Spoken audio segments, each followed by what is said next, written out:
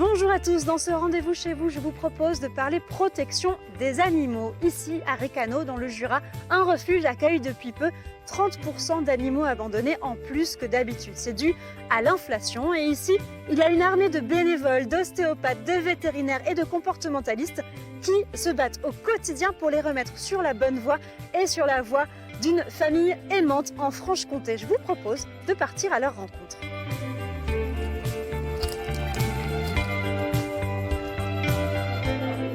Bonjour Sandra. Fleur, ça va? Oui, bien et vous? Ça va bien, merci. Bon, merci de m'accueillir ce matin. Avec grand plaisir. Quelles sont les tâches de la matinée? Alors là, on va passer à la chatterie, retrouver Nathalie qui est déjà en train de s'occuper de nos chats. Très bien, allons-y. On est parti. Je vous suis.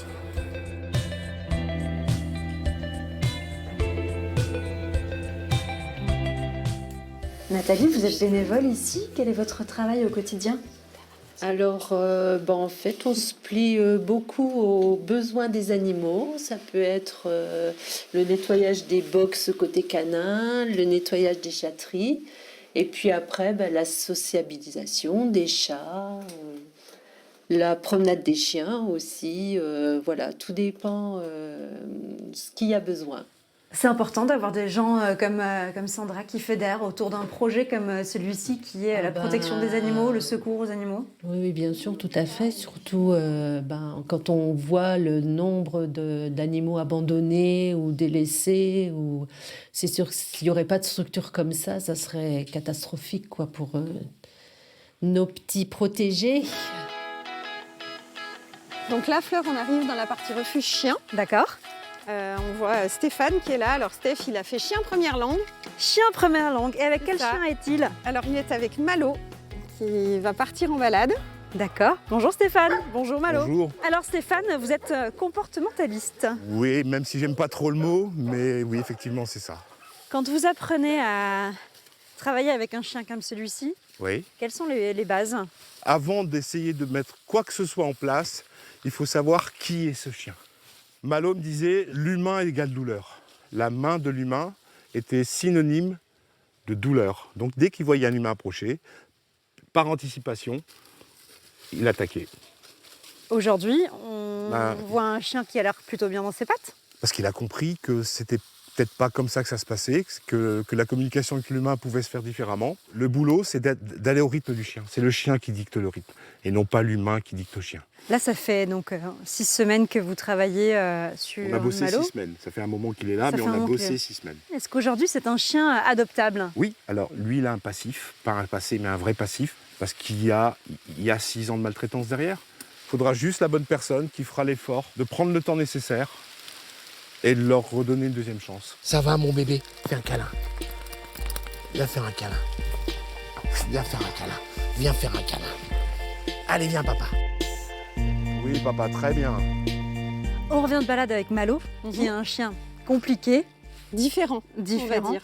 Mais Malo, c'est pas le seul chien ici, il y Non. en a plein. Oui. Quels sont leurs caractères, leurs profils? Qu'est-ce qu'ils font là? Alors c'est très très varié. On a Pato qui est ici, qui est un canet corso croisé boxer, qui est un bon gros doudou tout sympa, mais qui a une tête de molosse, donc qui plaît ou pas. On a Taiko qui est ici, qui a 1 an. Mon Taiko, qu'est-ce que tu fais là, mon pauvre Ben oui, gamin? qu'est-ce que tu fais là, toi? Qu'est-ce que tu fais là, Alors, mon grand, coucou. qui est un super bon loulou, gentil tout plein, plein d'amour. Il y a des profils adorables. Oui. Il y a des profils de chiens qui pourraient tout de suite être accueillis dans une famille. C'est ça. Mais ils ont un délit de sale gueule. Alors pour certains, oui, Baltique qui est un catégorisé, Athéna qui est une gueule cassée aussi. Pourtant, ce sont des chiens adorables. On a aussi des chiens qui sont différents. Et l'idée du refuge était celle-ci, c'était offrir une structure pour certains chiens, on va dire différents, et peut-être un peu plus compliqués pour un adoptant lambda. Aujourd'hui, combien de chiens, combien de chats sur ce site? Aujourd'hui, on a 17 chiens, dont certains sont à l'adoption, d'autres en sanctuaire, et on a à peu près 25 chats. Il faudrait pousser les murs. C'est ça. Depuis plusieurs mois, on constate vraiment une augmentation forte.